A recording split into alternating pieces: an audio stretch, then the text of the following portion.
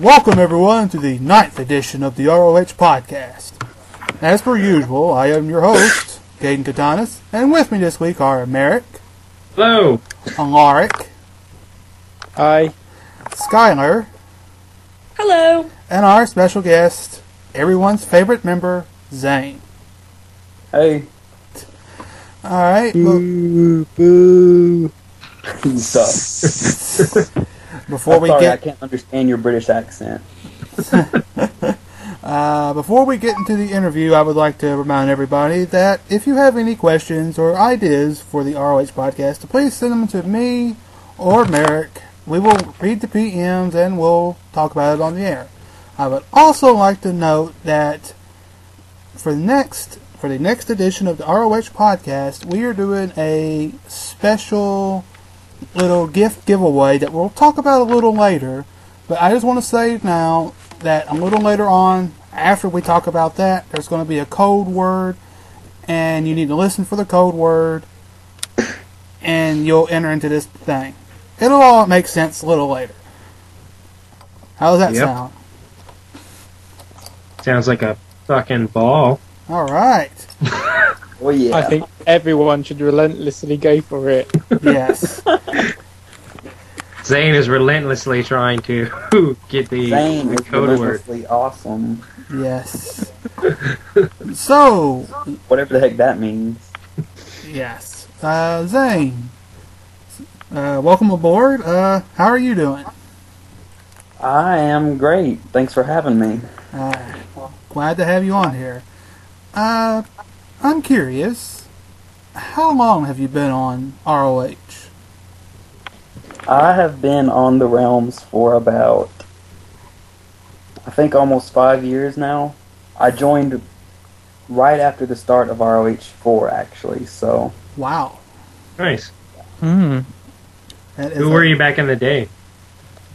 Well, my very first character was actually a Zora named creatively Zoran, so... Oh. And he became a prince, so that was pretty cool. Oh, nice. Oh, yeah, I think I remember that. Yeah, he was the Zoran prince, so it was pretty awesome. Nice. It sounds it. I was like 14 when I joined though, so I wasn't the best RPer back then. Yeah. None of us were. Yeah, basically. We all suck at the very beginning. Some of us suck to this day, so... All posts are cringeworthy to read. Yep. Alright, just out of curiosity, who, among all the characters that's been on ROH, past and present, who has been your favorite character? Past and present? Past, present, maybe future, if you have that sort of power. Well, back on ROH 4, I actually really enjoyed Indigo Blues. Oh, And, yeah. that member's other character, I don't know how he pronounced it, but the Subrosian. Yes, Mahini or Mahinwi. Mahini. Yes. Yeah. I think he's just a very good writer. I mean, all of his characters were very good in my opinion. Oh. And I always enjoyed his writing. I would agree. Oh, yeah. He was very good. I kind of wish he was still here. Mm-hmm. Yeah, And his brother as well, Kiko. Yeah, Keith. Yeah, his brother too. Yeah. Keko was my first trainer, if I recall. He was like a trainer forever. Like, he stopped RPing and he still trained people. I thought that was really impressive, actually. Yeah, he was a Yeah. good trainer too. It really was. Alright, Good choice. mm-hmm. What about currently? Do you have one currently? Currently, I really enjoyed reading Prince Logan before he was, dead. Yeah. And I just kind of enjoyed reading his character's struggle. Mm-hmm. I think that made an interesting read. And then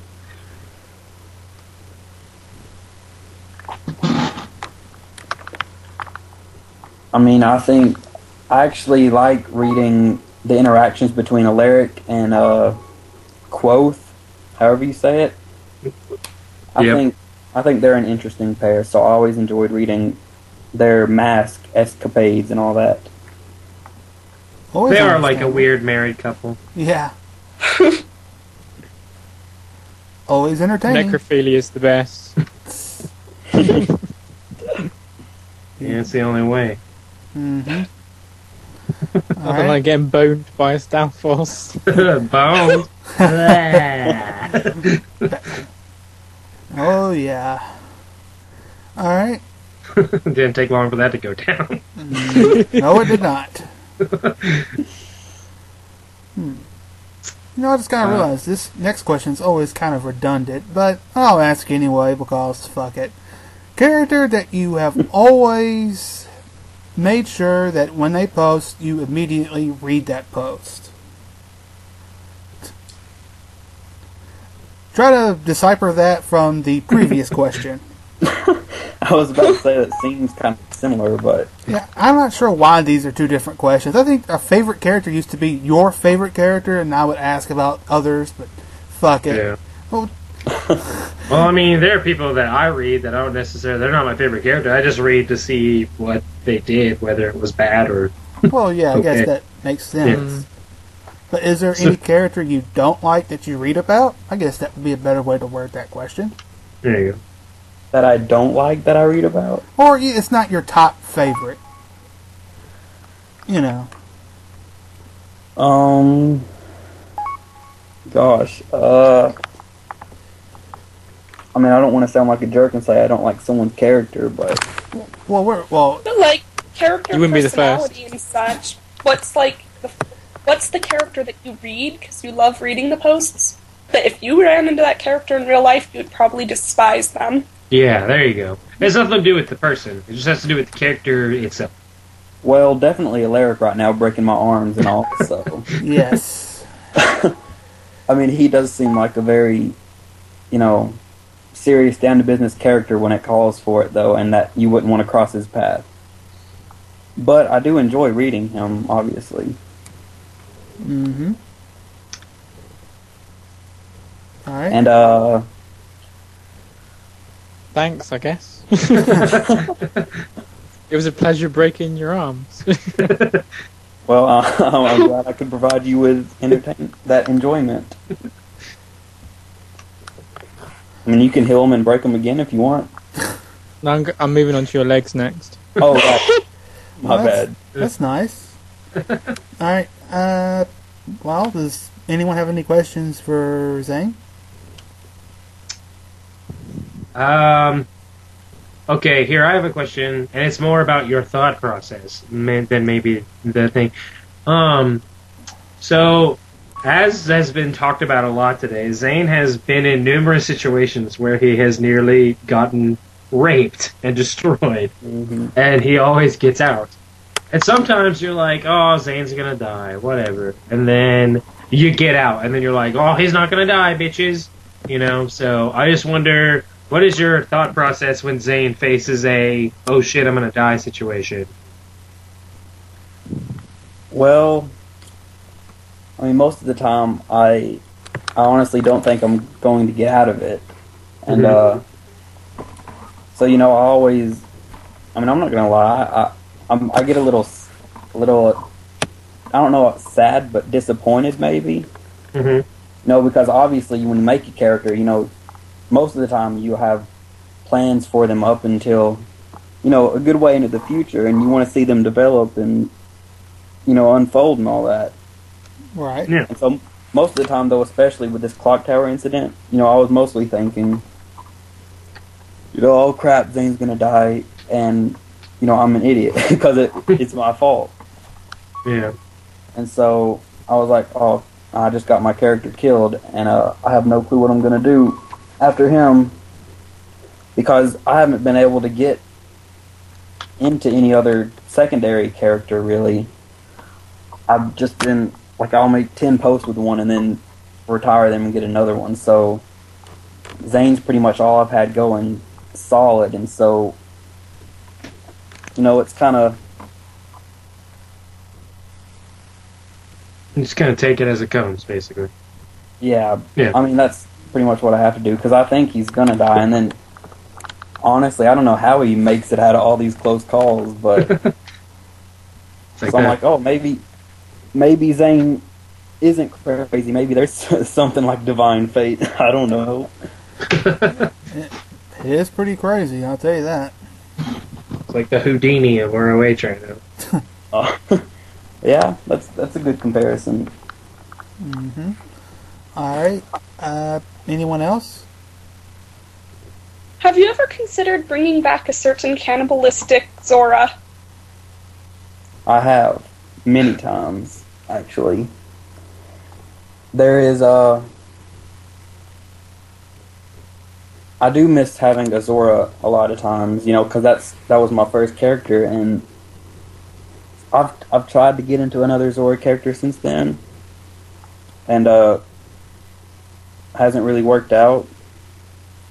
But I'd like to someday. ROH 5, we had the mutant Zoras, Mm-hmm. and so I had a fire breathing Zora, which was pretty cool. I'm not gonna lie. And so I was into that one, but of course, ROH 5 lasted like 4 a month. months. Was it even 4 months? I think it was February to June 2010. Could be wrong, but I'm pretty sure it was only 4 months. Yeah, it was something like that. It wasn't very long lived. No, or well thought out, or well loved, or anything really. Yeah. I love all my children the same. I don't. Remember, we didn't even count that one last week. Yeah. I can barely. I remember my character on RH5 being Satrius, and I knew that basically Satrius is my character now, but more gay, I think. More gay. I just remember getting almost everybody to have at least one character in that, like, the Street Rats gang. I remember Yeah. almost nothing else from 5 but that. I can't actually remember the name of the character I had in that gang. I don't even remember anything about ROH 5. I remember wasn't the even- fire breathing Zora. That's about it. I wasn't even there. Like, I saw it on Facebook, and I was like, well, I guess I'll go. I'll go check it out, just stop in and say what's up. And then right the day that I decided to do that was the day it was gone. And I was like, oh, well, fuck that. And then it wasn't until, like, later that year that I saw all this stuff like, do you want ROH 6 or whatever? And I was like, okay. So, Alright. it was a blip. It was. It was a blip. Alright, back to the interview real quick. Aaron, got any questions? Have I got any questions? Yeah. Have you ever been a scribe, Zain? Good question. I have back on 5 for its short existence. Wow. Wow, really? Nice. How do you... And now we know. I don't even remember that. Yeah. Shit. Oh, I don't remember most of the council back on 5. I think I was head scribe for, like, that entire period. And I think very late ROH 4. That's all I remember. And I know I was there for a little while, but then I left 5 because I was just too busy, and when I came back ready to roleplay again, it was gone. Mm-hmm. Nice. Yep. Alright, any more questions before I...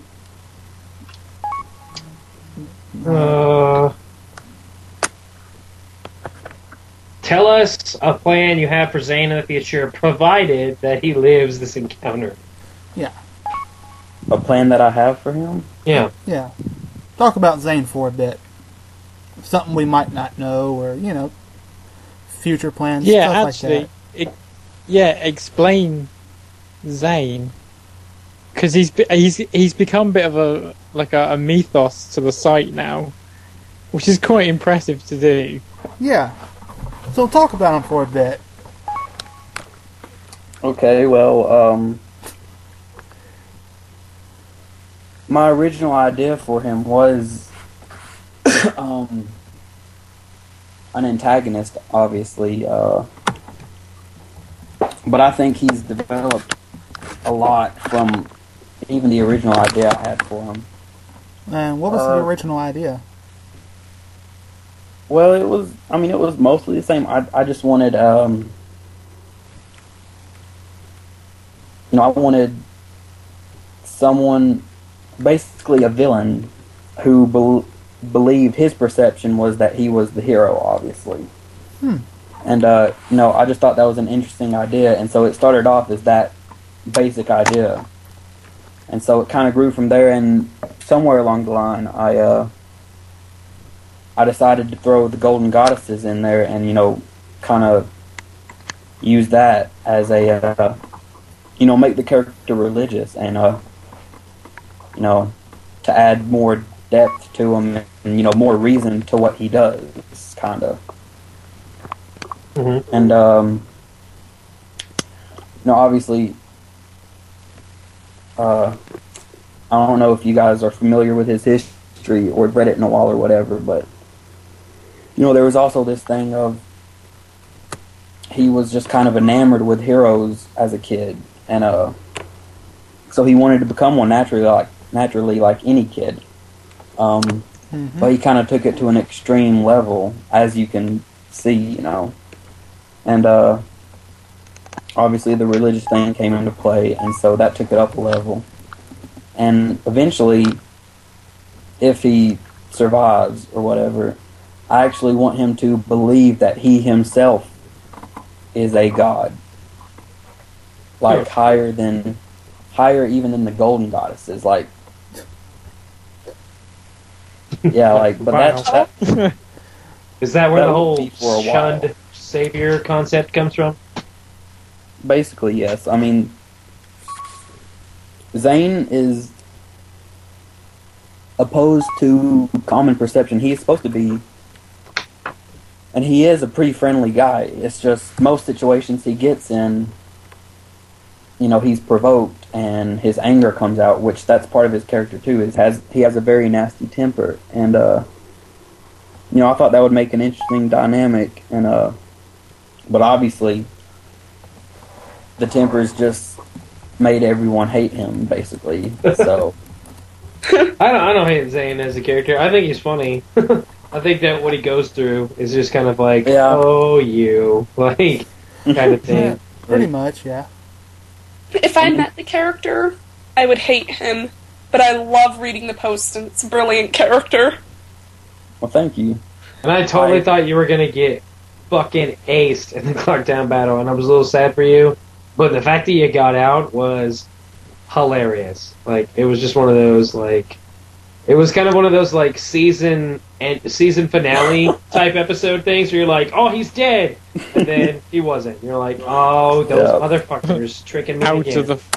Out of the fire into the frying pan, though. There you go. Yeah, exactly. Like, Basically. literally, but now he's more like out of the frying pan and into the consuming inferno. Pretty much, yes. Yeah, it was pretty glorious when he survived. I was pretty excited, actually. When I saw it was only like -4 HP, I was like, oh man, he might survive. Once Richard threw the bomb in the water. Yeah, that was saving grace. Saving grace. It was. I'll have to thank him later for it if Zayn ever meets Richard. Well, Nice. you never know. There's still time. Yep. Yeah. But I mean, yeah, I just want to clear Zayn's name. He is a nice guy. So, Who does that tried mean... to blow up Clock Town? Well, yeah, I mean, So do you mean by clearing his name you want people to think he's a good guy, or you just want people to not think he's, like, should be hated? I mean, I just wish that in the RP he had more experiences where he didn't blow his top and go off and everything, and I mean, most people when they're first interacting with the character, they talk like they know him already, and which, I mean, that's cool. I kind of wanted Zain to be known publicly, but you feel like people just assume who he is. yeah, and like, so they say something about some of the Savior stuff or something, and it instantly ticks him off, and you know, he never has a chance to show them his good side. He's just misunderstood. He is misunderstood. That's what people call him, crazy all the time, but, which, I mean, he is, but in the character's eyes, he's just misunderstood. You know, obviously, back to the shunned Savior thing. Yep. You know. Very misunderstood. Yeah, he just feels like he is the hero, but people are too ignorant to see it. You know, and he doesn't really understand why people get turned off by him. That's actually been quite interesting. Yeah, Mhm. it is. I mean, there's a lot of conflict that goes on with him too. You know, obviously, if you've read any of his posts where he kills someone, you know, there's a lot that goes on before he actually does the deed. You know, he tries to fight against it. You know, and that's kind of what I try to do with the character as a whole. Is you know, kind of a villain who battles with doing good, you know, if that makes sense. Oh yeah. Yep. Oh, that makes sense. Alright, Cool. alright. I think that explains Zain very well for those listening in that has never read Zain. Ever get a chance, go back, read his posts. Very interesting character, that's for sure. Oh yeah, seriously, go read his posts. They're interesting. They're fun to read. Yes. I still think I would hate him if I actually encountered him, though, in real life. But who knows? Maybe I'd see the good side. You're too flattering, Skylar. Which leg do you want me to break first? The right one. The right one. Is that his bad leg? I really hope the barrier you put up is soundproof, too. Because he's screaming, and Meg's only an office away.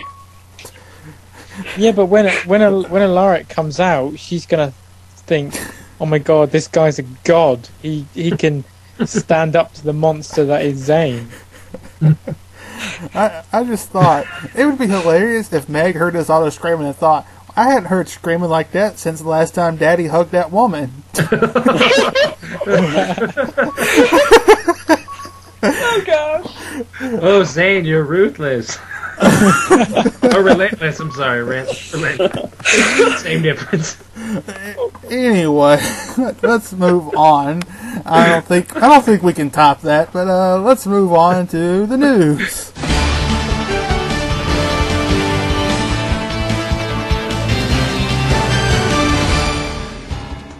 For those of you that have not yet noticed, an Aqaumentus has attacked Logan's viewing in Hyrule, or actually I think it's just in North Palace, Hyrule Castle. Okay, we don't have a North Palace anymore. I know. It's in the Festival Square. Festival Square. Festival Square, yes. Right. Merrick, since this is kind of your baby, why don't you briefly explain how this all came about? Basically, in summary, a year ago, I asked if I could kill a dragon just because I wanted to. And then I left and I totally forgot about it. And then, it's been a year since then, and I was just sitting and we were talking about, in the chat, about how the funeral's kind of boring as dick. And, like, people just kind of showed up and were like, yeah, okay, whatever. And so, with everything moving as slow as it was, I was just kind of like, God damn it, I wish there was something we could just do. And then, I don't know if I thought about it on my own, or if, Aaron, if you were just like, you know, you said you wanted to kill a dragon. I don't remember if it was you, or if that was just a thought bubble in my head. Hey, don't implicate me in your crazy ideas. I don't know if it was you or a thought bubble in my head. I honestly don't know. I know I was talking to you, and I think I brought it up, and you were like, right now? I was like, yeah, right now. Oh yeah. Yeah, I remember that. Yeah. It's like, go do what you want. Yeah. And you did. Yes, I did. Here we are. Yes. And so, yeah, I did it, and at first I was just like, whatever, it'll spice things up. Will had a little meltdown, but we talked it out, and it all got taken care of. Nothing big. Yeah, and I'm glad that everyone actually is responding and enjoying it, like actually participating and not just like, oh shit, and like running away. Yeah, It's fun. Yeah, this has actually been rather entertaining for some of us. Yeah, like, it's one of those things where it's like, it's a lot of people posting, and you gotta like keep on top of what's going on and everybody doing their own stuff.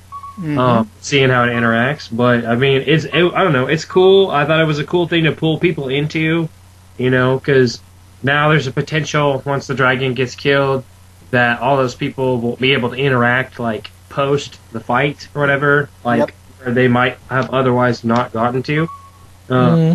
So, I don't know, it's just fun, and, Zelda... Go ahead. Go on. As a sort of to all the new people that are going to be listening to this, as an unwritten rule in ROH, you can't have an affair, a festival, or a funeral without some kind of bad shit going down. Yeah, pretty much. Something has to come along and fuck it up. So. As the person who organized the last 2 festivals, it's a very sad fact. Well, sad for some people, fun for others.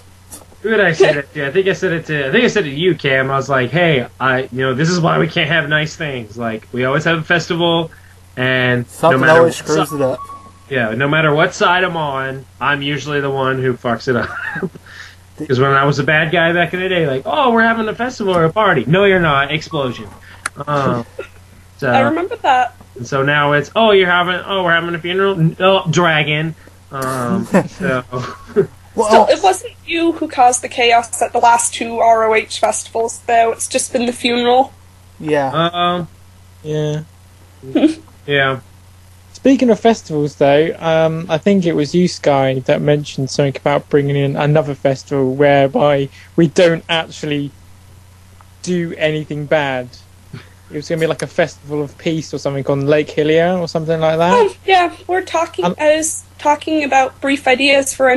ROH will have been around for 2 years and about 5 months. There should be a festival, and in order for everyone to attend, it should be something like maybe on Lake Hylia was suggested, and then it could be like a festival maybe started by like merchants or traders, so it's neutral, and then it kind of over time blossomed into a big festival over the years. So then it would be a neutral gathering. Yeah, also ROH is about to be 10 years old, too, later this year. Yeah. So, as a concept or whatever. Whatever, I'll still burn it down. So one of the staff should seriously get on that idea, though. And if they need help, let me know. Because I haven't tortured myself It's definitely a good idea, yeah. It will definitely be within the council discussion chambers, I believe. Just do it, online games do, where they just create a new zone just for the festival. Like, just create an island. Just be like, the festival island. We'll all come up with a reason to go there. Some shit. That'll be safer. Free booze and hookers. Okay, I'm game. And just don't start a war or a quest right when the festival's about to start. Yeah. Why not? Yeah, or, volcanic eruption, earthquake. Chaos, sea monsters. Myth comes back. Myth comes back. Yeah, things like that. Yeah. But no, it's been awesome. I'm having a great time with the dragon thing. I'm glad people who normally don't get to do action sequences are like participating. Right. It's been even the healers are getting in on it. Oh yeah, and it's kind of nice to have a. What? You all just made a noise? Wow. It's kind of nice to have a fight also that isn't tied directly to the battle system that a bunch of people can get on. It kind of reminds me of ROH 4, some of the big battles that would happen then. Yeah. And not against each other. Exactly. It's against the common enemy. That. Like, everybody's working together. Yay, teamwork. Yeah. Or something. That was the first thing somebody asked me. They're like, "Oh, I don't know if I can do it. I can't stand in a battle system fight." I'm like, "No, this is an RP fight. Fuck battle system fight." Mm-hmm. I agree. Was not going to come up with the stats for this fucking dragon. Fuck that shit. So. Yeah. Oh man, but it would have been pretty epic. It would have been like a kind of World of Warcraft sort of thing where it had like 1,000,000 HP but like minimal damage. Yeah. So it would like kill you in one hit, but Yeah. it would take ever to grind the bitch down. Yeah. It was like a raid boss. We should totally make those. Just raid bosses. Just 20 people go in and try to kill it. That'd be Yeah. that would be fun. So It just kind of bumps me out when this gets posted up. The dragon will probably already be dead, and yeah, it will, because I'm probably planning to do that tonight or Yeah. tomorrow. well, next week we can always talk about the aftermath. So That's true. That's true. Yeah. And hey, people can always join in the... Were you guys talking about possibly eating the dragon? Because Yeah, the I've been dragon out tastes good. dragon steaks, yeah. Yeah, Eric's gonna kill it and then have some kind of like battle yell, I don't know, some kind of thing, whatever, and then be like, "Let's eat this motherfucker." Yeah. Yeah. Just gonna carve it up. Fire magic and set up a barbecue. Yeah, that's seriously what I want to do though. Like, it was already gonna. I felt that there was already gonna be a reception that wasn't gonna be boring as shit after the funeral. So I figured, well, let's have a reception for all the people who helped fight the dragon, and the funeral. Oh, hey, and a free we'll eat the catering. dragon. Oh, hey, Just we're one sad person. that Logan died, but yay, we beat the dragon. And now you have dragons. Speaking of Logain and the dragon and the festival square, Logain is supposed to be in the middle of the festival square. Dragon is pounding around festival square. As Logan's body's like splat across the pavement or something. He's not in the middle. He's toward the way I set it up is like it's closer to like the northeast side, because that's where we were all standing. Where you weren't, by the way, because you're up there being an emo loner prick. But whatever, with your giant manservant. And It's just cool for you guys. okay.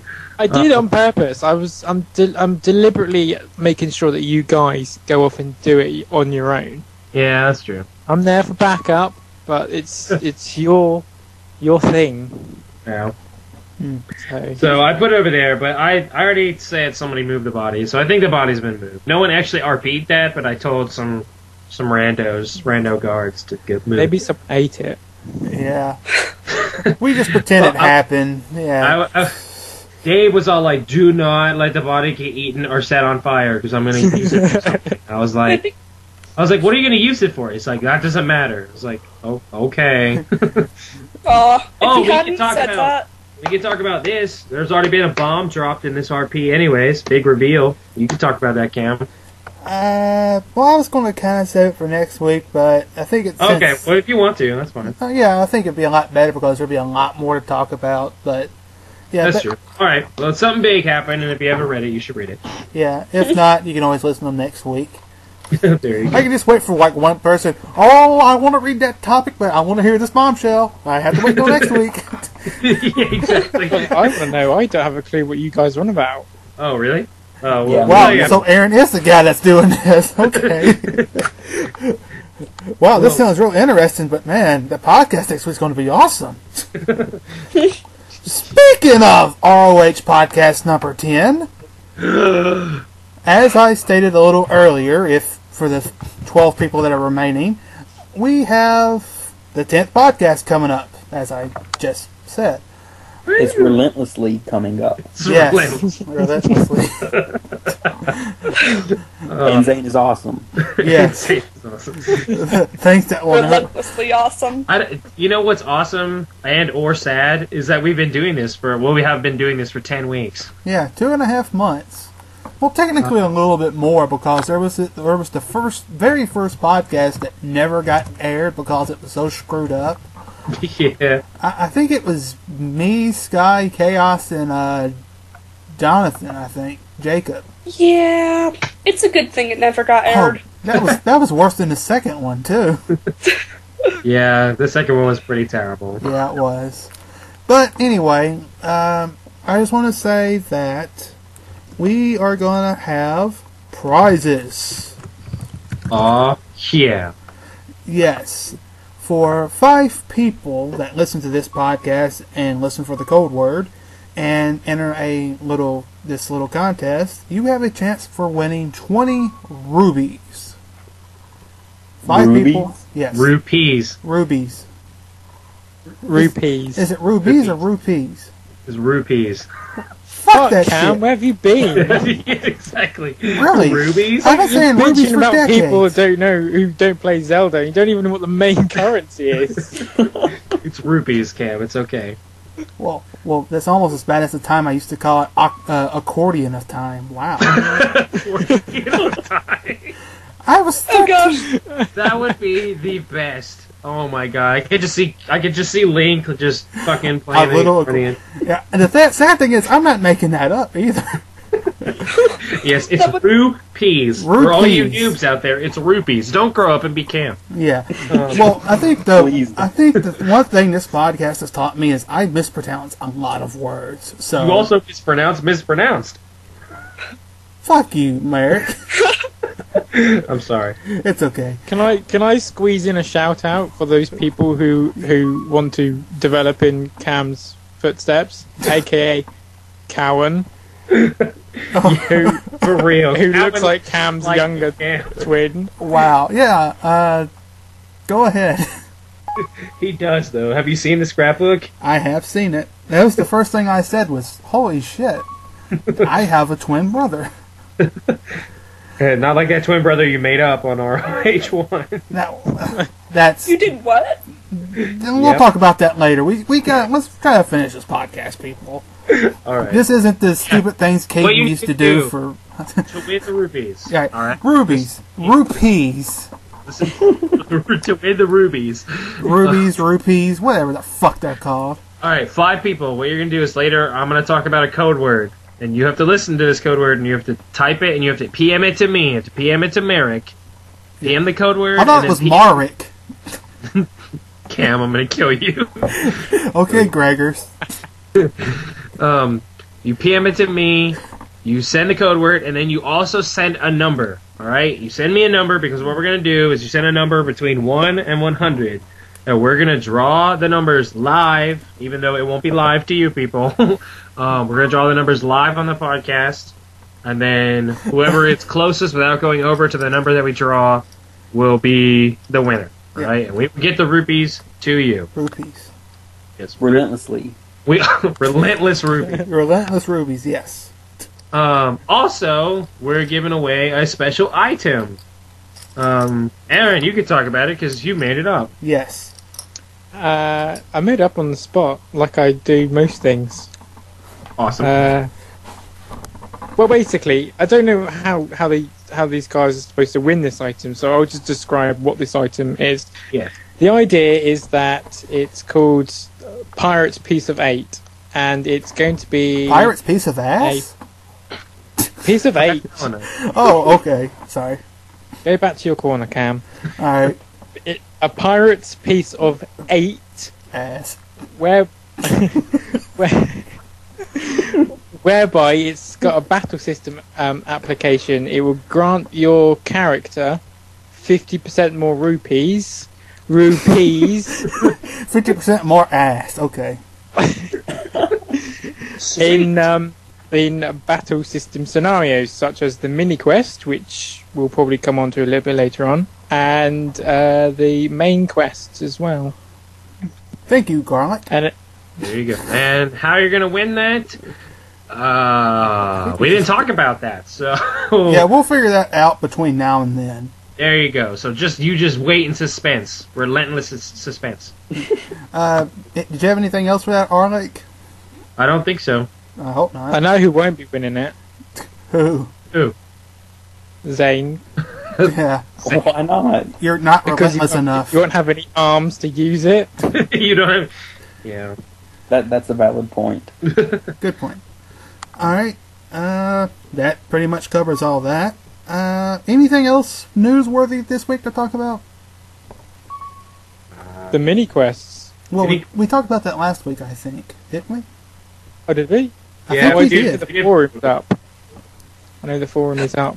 We talked about Zello being a new scribe, and we talked about MiniQuest, and how I always mispronounce everything. Yeah. Sounds like this week. Oh, yeah.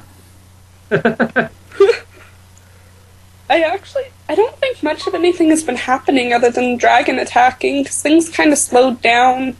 I mean, there's Everywhere. everything going down with Zain, but Yeah. Yeah, got both his arms broken, so yeah. That's always fun. But other than that, it seems like everything's slowed down. Quests have slowed down more than they already do. Yeah. And yeah. Everybody's busy fighting a dragon, I guess. yeah. Pretty much. That's the biggest And highlight. breaking limbs. Yeah. Relentlessly. Except Zain. relentlessly breaking. Lots of We're fighting a relentless dragon. yeah. Lots of newbies, but you know, we're getting a lot of newbies. So Who cares? well, I'm we still trying to figure out where they're all coming from, though. And I'm also a little bit disturbed that we have a 13-year-old on the site, which shouldn't be disturbing, because, I mean, we allow 13-year-olds, but oh my gosh, some of the stuff we talk about nowadays. Oh, Yeah. yes. Please, I'm if pretty you are listening to this podcast, 13-year-old, stop now. Just stop. well, Don't have to come in the chat It's- room. I got this image of basically like force feeding this person a kind of puberty stone version, like a thunderstone, which is like evolve into an adult now. you know, It- you it- said puberty stone. I thought you were going to say pubic stone. I was like, oh my god, that's sick. Oh gosh. It makes me think of that meme where it's like the person holds two things. It says like "now kiss" or whatever. It's like now, because oh man, after the reception, we're totally having an orgy in the castle. I'm just saying. And again, I really hope the 13-year-old does not listen to the podcasts. If anything, at least Merrick and Helena are gonna go bang somewhere in the palace. Yeah. Someone's Have going to fun be with watching. I was trying to think of a Something. character that would be a voyeur watching this. I couldn't think of anyone. You should make one, Cam, just to do. Darkin should just randomly show up. You guys want to buy some Kakaya? There you go. Actually, that's a great idea. I'm going to do that after the podcast is over with. Anyway, let's move on.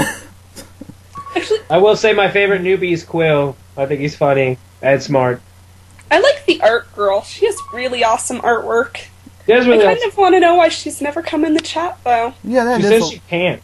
Oh, Yeah. that's a Well- bummer. She's too good for us. She's, She's too good for this dirty world. we did totally troll her status, but Oh yeah, that was funny. Relentlessly. did you guys see how David fucked it up on purpose? Like her whole status was like they should play Let the Bodies Hit the Floor during Life Alert commercials. He's like they should play Life Alert commercials during Let the Bodies Hit the Floor. And then they commented on it and was like, shit. That was hilarious. Mana, if you listen to us, you're awesome. But we are going to troll your statuses anyways, Yeah, because it's funny. Yep. we're And not a this is very it. we're very bored people, so this passes for amusement around these parts. Pretty much. David's been going on constantly about becoming a super scribe Yeah, in the chat. I don't know if people have noticed. You probably have, but he's been going on and on and on about becoming a super scribe. So I have actually gone ahead and given him his own title as my personal assistant. You might see the little icon down at the bottom of the website. and He's got this So white that's- triangle. and So that's what that's for. yeah. Yeah, I just want to. he's now my assistant. And I just The want white to tell. Triforce? I just want to tell everybody that you don't want to be Aaron's assistant. There's a lot of tongue work. Relentless work. There's a lot of tongue and mouth work involved. You will not walk straight for about a week. Let's just say that. Relentlessly. Relentless. What does that We mean? work in very late hours. Very. But let's say you have to have a real affection for baby oil as well. Anyways. KY jelly. let's move on to, well, this kind of syncs well with what we were just talking about. Most entertaining, interesting, noteworthy chat discussion of the week. I think I will start this off by saying Wednesday night or Wednesday afternoon, we had a fun little conversation about a possible meetup. Oh, yes. I would like to say that this has actually came up quite a bit in our past, and I think the closest thing we ever got to it ended with one of our administrators getting spooned. So I'm not sure if this is an excellent idea or not. I think it could be really interesting because it's always interesting to see the differences between people like on the internet and in real life. Like even through Skype, like some of you guys are even different than like you come across through a chat room or whatever. Mm-hmm. Like, and so it would just be interesting. I'm actually have been calculating, Cam, that thing that we talked about, actually, the whole RB trip. I've been trying to figure it out. I bet you thought it was serious? I was kind of serious. I mean, I'm not doing anything right now. Like, I could totally quit life for, like, 3 months and just travel around the rest. That would be really cool. Like, yeah, it would. It would be really fun to actually meet more people. I have high hopes for any future meetups, because my first meetup ever went really well. Yeah. I mean, for us in America, That's a bit biased. We might need to do like a east-west meetup. Like everyone who's on the west side of America can meet over there, and everyone who's on the east side or whatever. And then, I mean, Aaron, me and Will could totally eventually pony up enough money to fly over and bother you. Like, yeah, do that. That would be cool. So. That'd be fun. Yeah. But yeah, I'm actually. I mean, if we did it, I would make a Kickstarter because like people just donate shit to that. Like I was looking at the stats, whatever, and they're just people who just have money and they read something and they're like, "That's awesome," and they just donate money to it or whatever. And if I made it legitimate, like people would totally do it. And if we didn't reach our total, everyone gets their money back, so it's no big deal. Like just say we're making it into a documentary. People will. That's what I'm. Yeah. That's what I would do. I mean, like, I would film it and whatever. I like to film stuff, so it would be interesting, you know. Okay, let's move on to the next topic, which is something Unlark wanted to bring up. Unlark, Aaron, please, if you will. Yeah, well, I know that we touched on it a bit earlier, but I want to talk about the whole mortal versus casual modes. Now, if you're listening to this podcast, which you should be, because you never know when that code word's going to come up, I noticed that some characters are mortal and some characters are casual, and that, if you've read the instruction manual, which you should have done, you'll know that mortals can die and casuals can't. Now, I just want to stress that the statuses don't necessarily apply to battle system fights.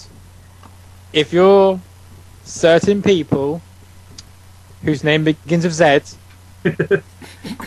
who puts their ass in a position where it's going to get raped relentlessly, something's going to happen. If you're mortal and you end up in a situation where you can't really get out of it, you're gonna die, and you can die from it, even if there is no battle. If there is a legitimate way of actually doing it. I mean, if you're like pinned down, chained to a doctor's table. Man, you're oddly specific with these examples. I know, yeah, right? It's so like, weird. I'm trying to think of all the amount of times I've been chained to a table and gotten out. I bring up you're the first case, and it's really, really difficult right now to trying to figure out what to do. Yeah. Mm-hmm. I mean, my biggest thing about the whole mortal versus casual, like whether or not somebody dies thing is it's got to be an in-character thing. Like if just because, you know, like let's say, just using as an example, if Zain was stuck under a rock and he was going to die unless somebody helped him, and someone was like, nah, or whatever, but their character usually saves people, then like that's bullshit, you know? Like, right. But if I think if it's somebody who I don't know, would just, break a sternum or crack a neck just because they can, and because that's who they are, because they don't give a fuck, then... How oddly specific. Yeah. So weird, these examples are. Then I have to agree in the fact that it has to be an in-character thing, regardless of the situation that got you to that point, because that's just what happened. That's life, So, yeah, that's how I feel in it, or whatever. But also at the same time, I only have one character that's mortal, and it's because I don't really care about him. So if he does die, whatever. Oh well.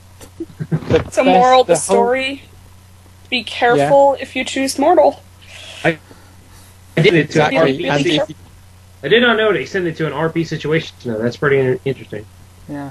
Yeah, I mean, you've got to be careful, because the whole idea of playing mortal is it's not just to get the post. It's not really about post. It's about upping the game a bit. You're risking your character, so you've really got to RP good to get out of things.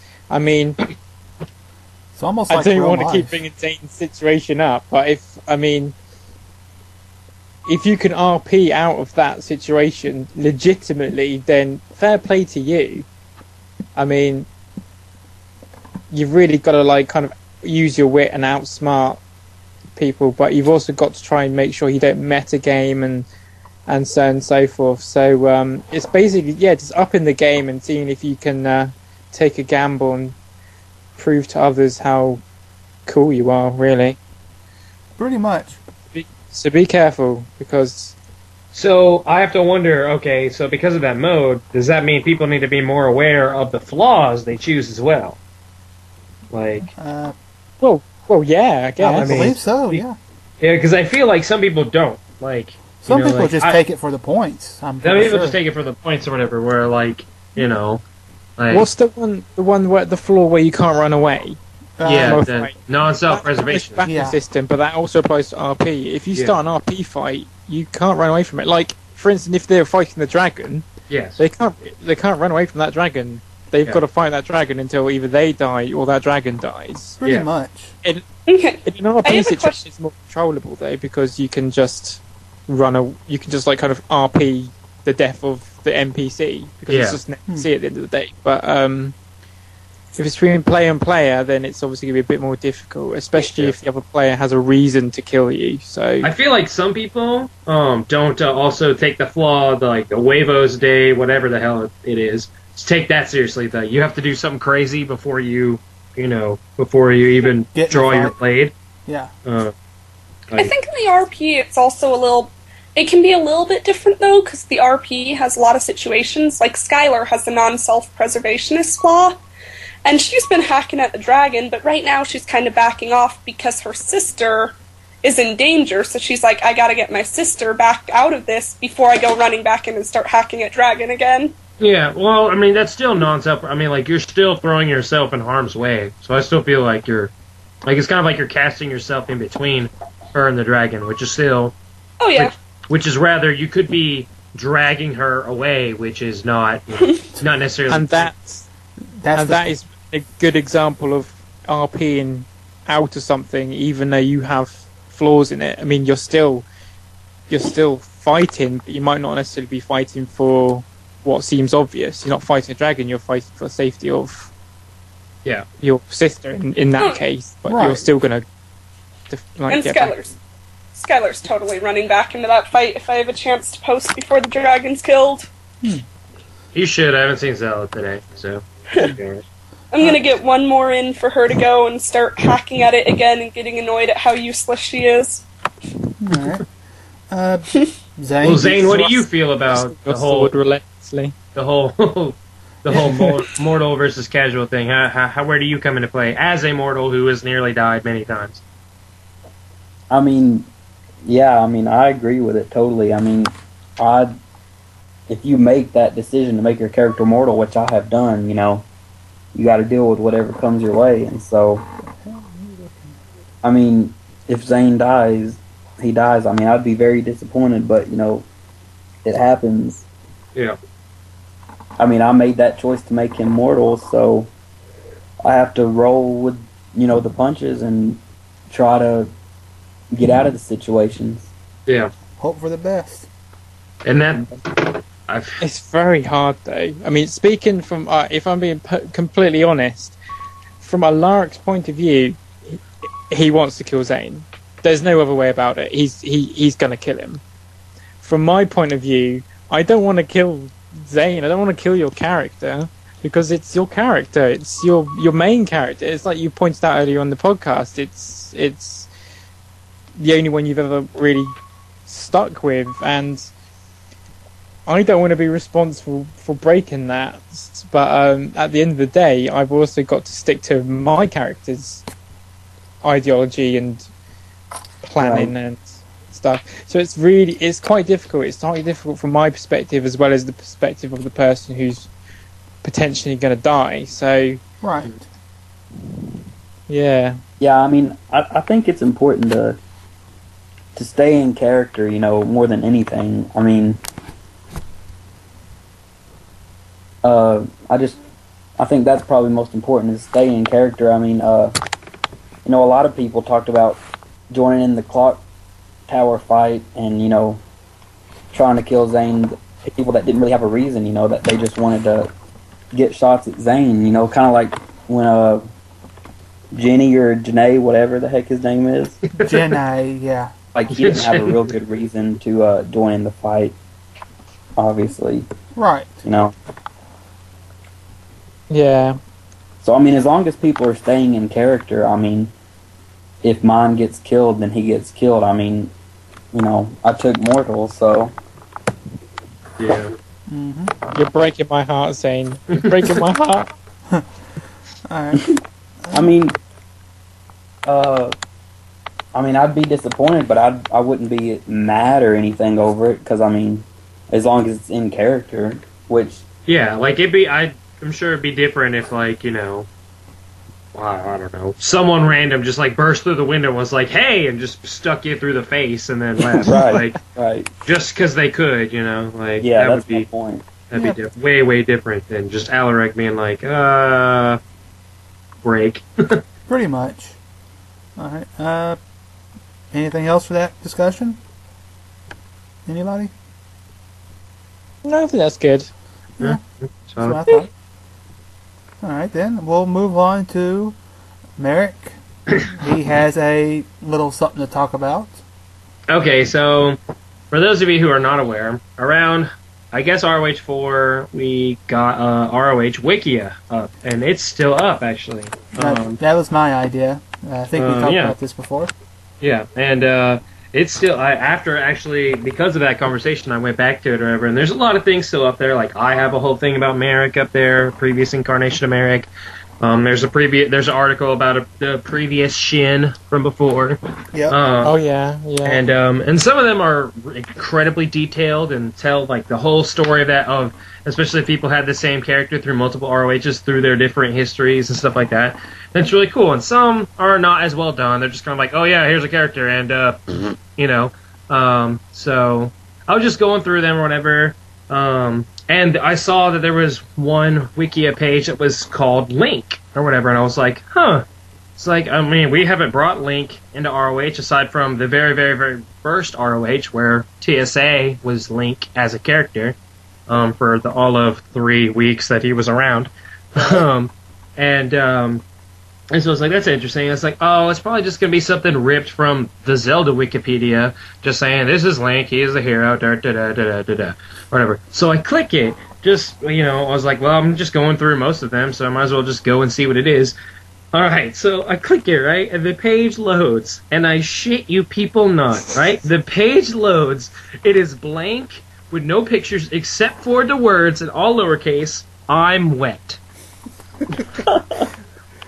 That is all it says, and I nearly fell out of my chair. Like, I could not stop laughing. I was just like, who would take the time to do this? I'm looking at the page now, and wow. It is fantastic. And so, if you have been a faithful podcast audience member and have been listening up until this point, the code word in all lowercase is I'm wet. Send me Merrick those words with your number 1 through 100, and you will be entered to win the 20 rupee prize. But, I'm wet. yes. Oh my! I can just hear like George Takei saying that. I'm wet.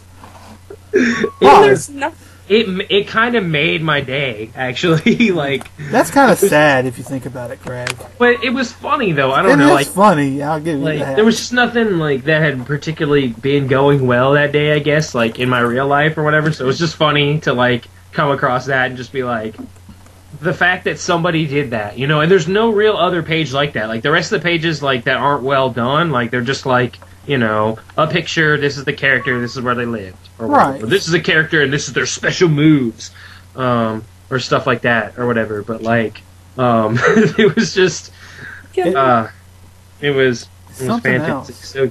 So yeah, I miss having special moves.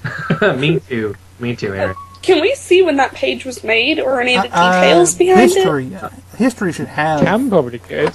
Yeah, Cam might be able to if he has. I think I still got it, but it should be in the history part. If you just click on the very top, there's a history button. It'll tell you when it was made and last edit and all that shit. That's fantastic. But I'm assuming like 2009, maybe. Yeah, I mean, I feel like it wasn't there when the Wikia was popular. Like, it was kind of like all of a sudden, like we were like, oh, we have a Wikia. No one did anything with it. Then it was like the same week, everyone and their mom made their article or whatever. Yeah. And so I feel like it had to be something post A, after the Wikia fell from grace, and then B, after, I'm pretty sure it was after ROH4. Someone must have just stumbled upon it and was just like, hey, there's an article about Link and a Zelda thing. This is bullshit. And then they're like, look at it now. Oh, here we go. Oh, let's just say I'm wet. Like, it was probably, but yeah, it's fantastic. Like, it is. I'm gonna do it whenever Aaron gets his wiki project up on this ROH. Oh wow, there's a link page here. You're I'm still wet. Alright. I feel like the little bar that randomly says it's a secret on the website should say I'm wet now. It's gonna say that tomorrow. That little bar. What does it do? It's nothing. I put it there just to see what that bar was. Oh, nice. Well, in the code, and I haven't taken. But then I remember that is actually something in Zelda, isn't it? It's a secret to everybody. Yeah, but it should say. So I thought it could stay. You know, it would be hilarious if you changed it to "I'm wet" and someone clicked on it and it went to like an all-water skin. That would be awesome. That would. Zora skin. Yeah. We used to have a Zora skin back in the day, like the one that had all the water in the background. Yeah, we used to have all kinds of skins back in the day, but let's move on to the general Zelda topic. This week... Thank you. This week, we're going to be talking about the least useful Zelda item. Oh, man. Which is kind of crazy, because there's been a lot of pretty useless items throughout the incarnations of Zelda games. Or items that they made out to be awesome, and then you get them and you're like, what the hell? Yeah, or items that were only used once. Yeah. I think I'll start by stating that what I feel is the least useful item ever, Deku Nuts. Really? Whoever used them? Like, I used them. I used them a lot in Skyward Sword. Can't recall if I used them as much in Twilight Princess, though. I'll clarify and say Deku Nuts and Ocarina of Time. Okay, I use them all the time, dude. They're OP in the beginning. Oh, I mean, you just use them in the slingshot. I mean, those are seeds. Those are a little different. Yeah, those are a little different. But, like, yeah, dude, you could stun almost anything. Like, that's how you, like, whenever you fight a Wolfos, like, don't wait around for them to show their ass to you. You just stun them and then you stab them, like... Well, I guess that works, but it's still kind of a... I mean, there's, like, other ways to do it. It just didn't really feel like a really useful item to me. There were overabundance of them, so I just found myself using them all the time. Yeah. That was just my idea. I mean, there's probably other items in the former games that probably work, like the food from the first Zelda game, which you only use once, and I'm pretty sure there's 3 or 4 items from A Link to the Past, like the medallions. I don't think I ever used them.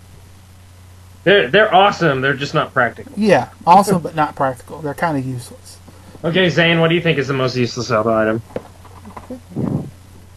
I'd say the bug catching net. In any game or in Skyward? From any of them, but Skyward Sword most recently. I don't know if it's in any others. It's in A Link to the Past, but you can kill Agima, or whatever the fuck his name is. Agami or Agma, or whatever. The wizard dude. Ganon's human form? Yes. You can kill him with it, I think. So yeah, you can reflect his stuff back. Well, it's in Twilight Princess too, but I guess mostly Skyward Sword. I mean, obviously it catches bugs, but I mean, I just think that's kind of useless. I mean, I'd do it, but like you're a hero saving the world and just take time out to catch bugs every now and then. Like, what the heck is that?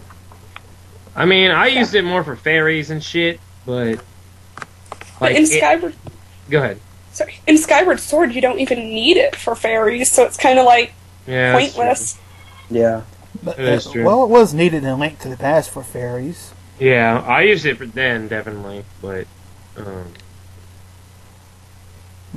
yeah, I don't know. I mean, I'm also one of those, like, completionists sometimes, when it's like, if there's something that I have to collect and it's feasible, I will get all of them. So I got all the goddamn bugs in Twilight Princess. Wow. Right. So it's not that hard, honestly. So did I.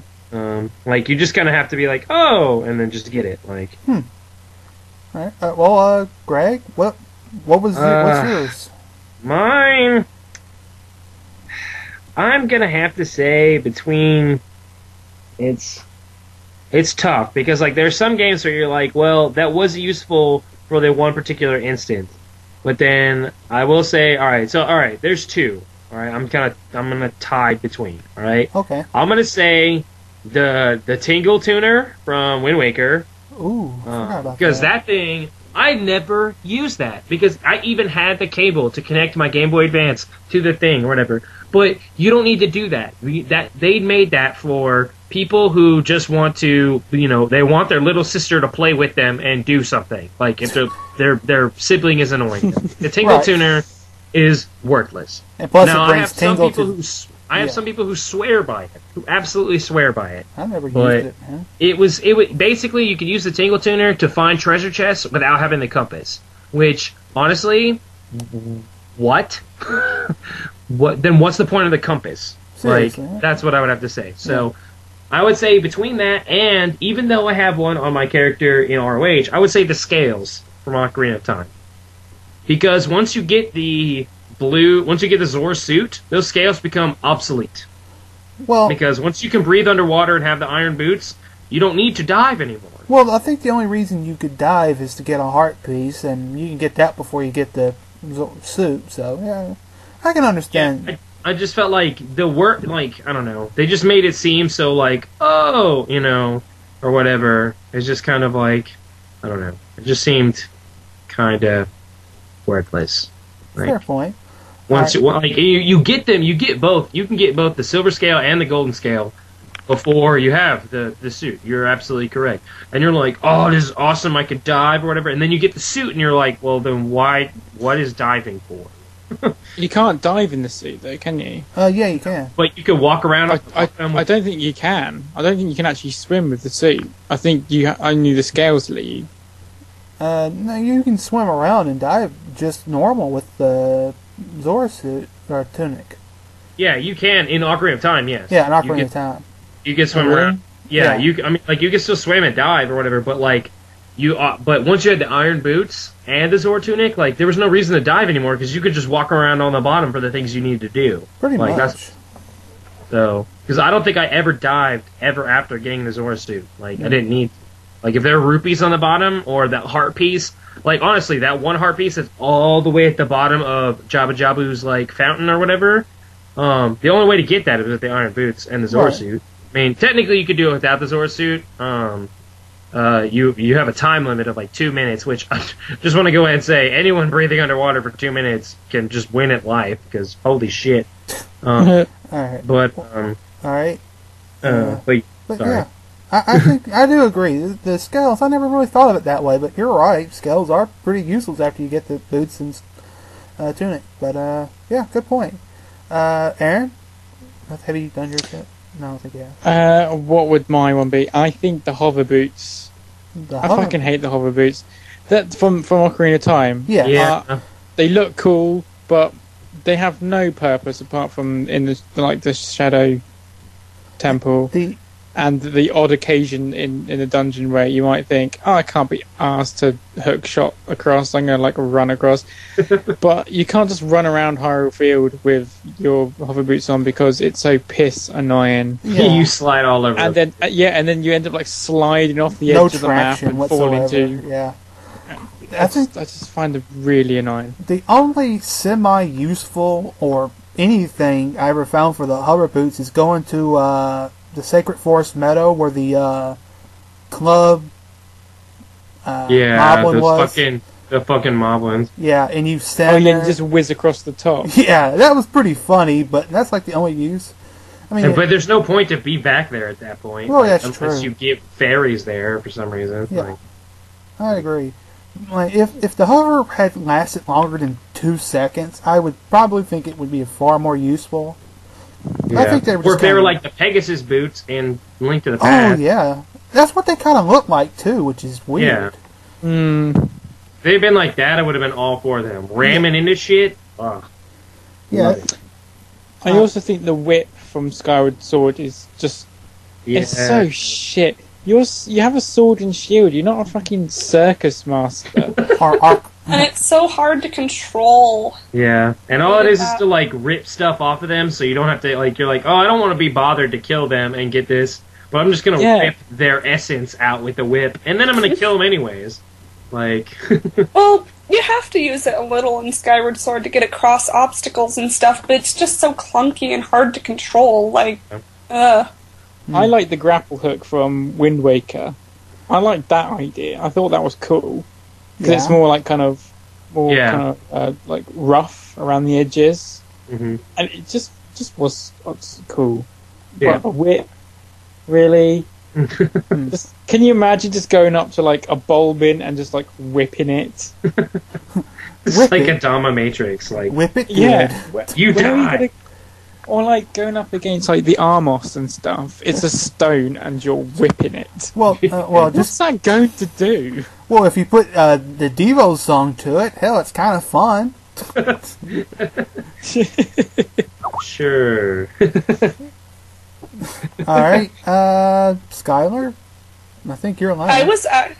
I was going to actually say bug catching net, but that's already been taken, and I can't think of anything else now. Well, I've thought of something else that might redeem me.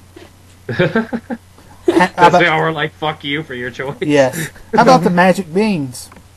Oh, yeah. Or half the mask from Majora's Mask. I mean, aside from the bunny hood, I don't think any of them are really that useful. That's true. Even the mask to get the bunny hood is after that, you're like, why do I have this mask anymore? Yeah, exactly. Or the milk mask. Fuck that. Yeah. You had 3 masks that pretty much did all the same thing. Garrett mask and... I just thought the most useless was Gorman's mask. Because you got it for an event that you have to complete to get the mask. Yeah. It's what the fuck? Yeah, I think I'll change that to my answer. Gorman's mask. Completely fucking useless. I guess it's so when you go back in time, you can do that. That event is just easy to do. Well, but you've already done it. Yeah, you've already done it at that point, so why do you need to do it again? Right. Well, I think that makes sense. That's better than Deku Nuts. I accept your retraction. Okay. New approval. I'm glad. And it's time for my favorite part of the podcast, the dramatic post-reading. Zain has agreed to do one, and I believe Alaric is doing one after it. Zain, do you want to tell us where this is, real quick? Yes, I will be reading out of Clocktown's West District clinic, Okay.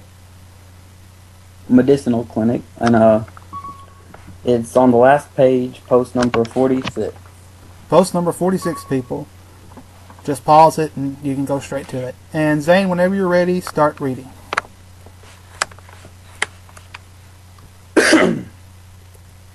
Take your time. We are enemies, Mayor.